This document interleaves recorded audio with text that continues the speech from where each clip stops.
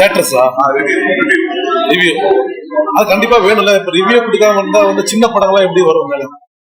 இப்போ வந்து ரிவ்யூ தரக்கூடாதுன்னு சொல்றாங்க.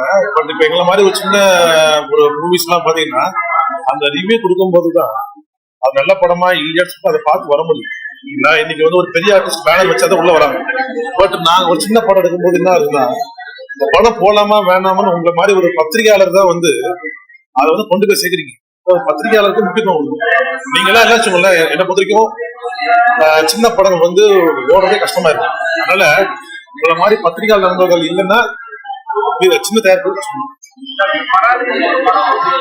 பயங்கரமா இருக்கு. சிவராமசாமி சார் யாருக்கும் வந்து தியேட்டர்ல போயிட்டு பைக் செக்டர்னால படம் வந்ததும் தெரியல, போனதும் தெரியல.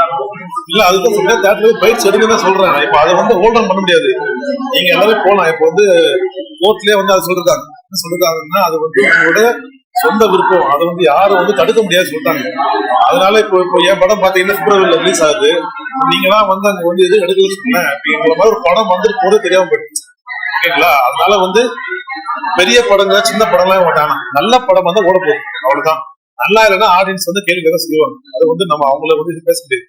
அது வந்து ரிவ்யூ எடுக்கிறது இல்லைன்னா கண்டிப்பா சின்ன படங்கள்லாம் கண்டிப்பா வருது தெரியாது, போறது தெரியாது. அது எந்த மாற்றமும் முடியாது. அதனால தியேட்டர் சங்கத்தோட தலைவர் சொல்றது வந்து ஒரு பக்கம் நம்ம ஹர்ட் ஆனாலும் எங்களை மாதிரி தயாரிப்பாளர் யாரு சொல்லுங்க, ப்ரமோஷன் யார் பண்றாங்க?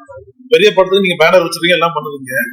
பட் எங்க படத்துலாம் உங்களை மாதிரி ஆட்கள் தான் எனக்கு சப்போர்ட்டா இருக்கு. அதனால அதை வந்து ஏற்றுக்கிற விஷயமா இருக்கு.